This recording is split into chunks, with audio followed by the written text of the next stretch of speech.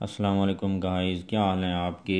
I hope आप सब ठीक होंगे। और आज हम पब्लिक एडमिनिस्ट्रेशन के अंदर जो टॉपिक डिस्कस करने जा रहे हैं that is McGregor's theory X and theory Y. हमने मोटिवेशन स्टार्ट किया है पब्लिक एडमिनिस्ट्रेशन के अंदर और प्रीवियस लेक्चर में हमने उसकी डेफिनेशन देखी थी और फिर बाय नेम तमाम थ्योरीज़ को देख लिया था। अब हम वन बाय वन उनको डिस्कस कर रहे हैं और आज हम देखेंगे मैकग्रेगर्स की थ्योरीज़ को, थ्योरी एक्स और थ्योरी वाई। तो let's start the theory. Introduction से स्टार्ट लेते हैं। In 1950 Douglas McGregor criticise both classical and human relation school.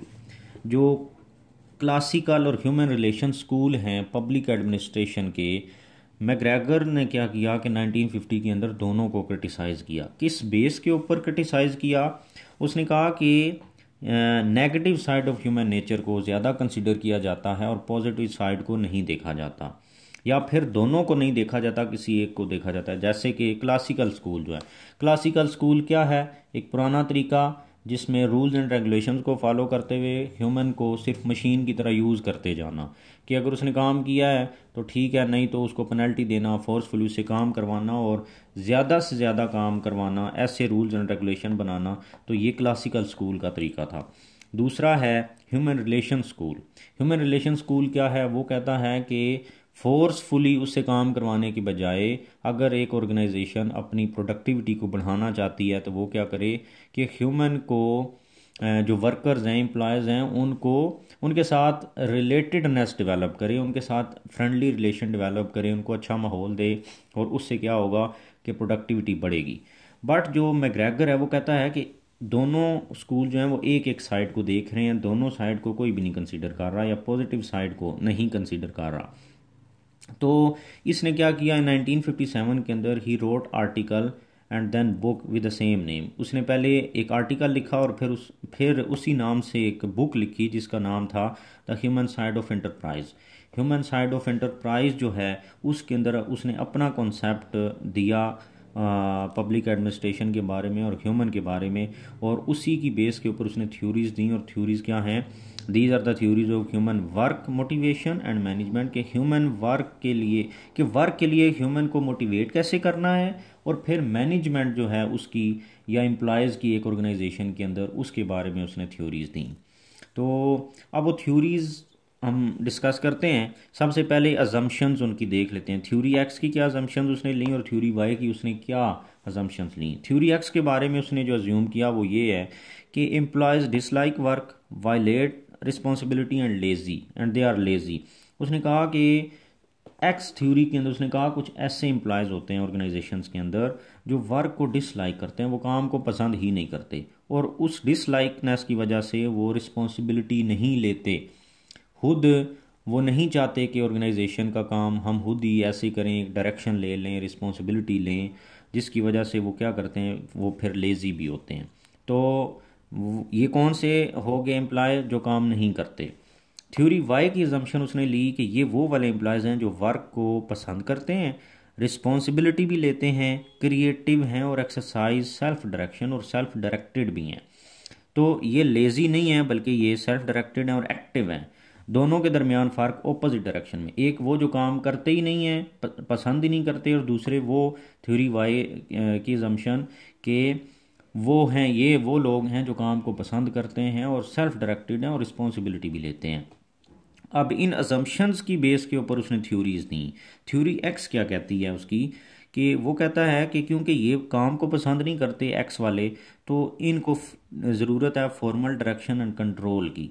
इनको जो क्या है कि एम्प्लॉयज़ को जो सुपरवाइज़र्स हैं वो क्या करें, अपने सबऑर्डिनेट्स को या वर्कर्स जो उनके कंट्रोल में हैं उनको फॉर्मल डायरेक्शन दें और फिर कंट्रोल करें उनको।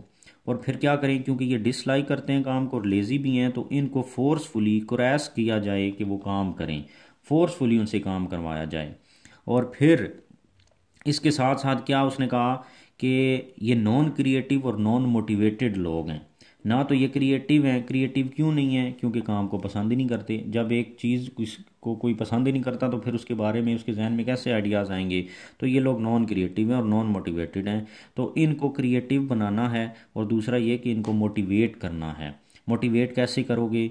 आप उनको मोटिवेट कर सकते हैं, उनको रिवार्ड्स देकर, उनको अच्छी सैलरीज देकर, उनको एक्नॉलेज करके, और फिर उनकी नीड्स को पूरा करके, और उसके साथ साथ फिर भी अगर वो काम नहीं करते तो आप वही क्रैश करेंगे, इनको पेनल्टीज़ देंगे, उनको फ़ाइन करेंगे, जिसकी वजह से फिर वो क्या करेंगे कि फोर्सफुली उनसे काम करवाना है, और फिर वो शायद इस तरीके से मोटिवेट हो जाए।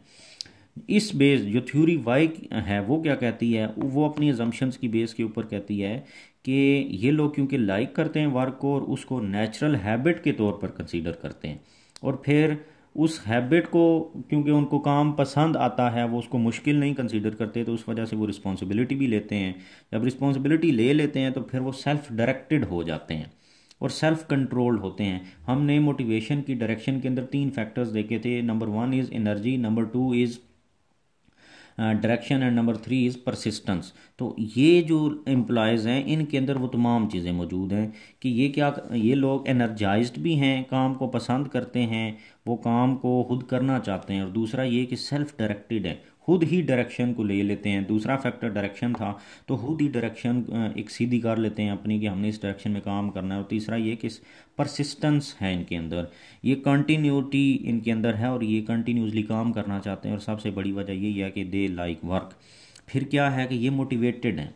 जब मोटिवेटेड हैं तो फिर क्या होगा कि इनकी जो आउटपुट है इनकी वजह से ऑर्गेनाइजेशन की वो बहुत ज़्यादा है, और फिर ये क्रिएटिव हैं। और जब ये सारा काम करते हैं तो फिर जब इनकी एक्नॉलेजमेंट होती है, जो सुपरवाइज़र हैं, जो सीईओ हैं, या ओनर ऑफ द ऑर्गेनाइजेशन है, वो इनको एक्नॉलेज करता है, तो फिर मज़ीद इनकी मोटिवेशन बढ़ती है और ये मोटिवेट होते हैं और आउटपुट को मज़ीद इंक्रीज़ करते हैं।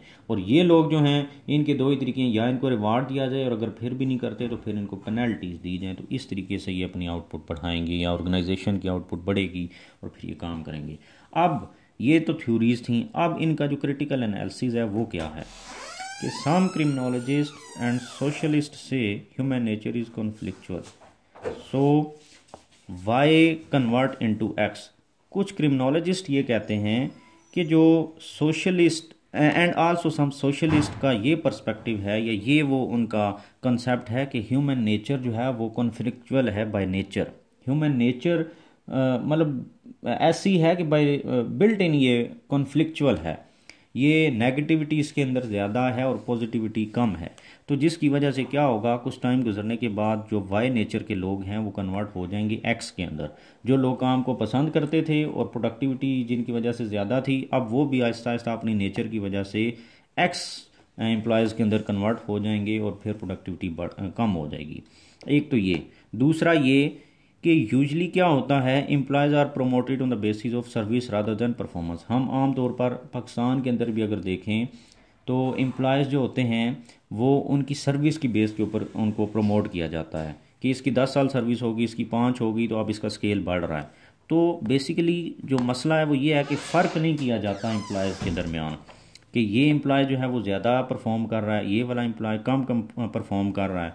तो परफॉर्मेंस को कंसीडर नहीं किया जाता, जबकि सिर्फ सर्विस को कंसीडर करते हुए प्रमोट किया जाता है। और ये भी एक बड़ी वजह बनती है वाई टाइप के जो एम्प्लॉयज़ हैं उनको एक्स के अंदर कन्वर्ट करने का। तो ओवरऑल क्या हो जाएगी, फिर प्रोडक्टिविटी डिक्रीज़ होती है। तो ये क्रिटिकल एनालिसिस था, हमने थ्योरी भी देख ली और एनालिसिस भी कर लिया।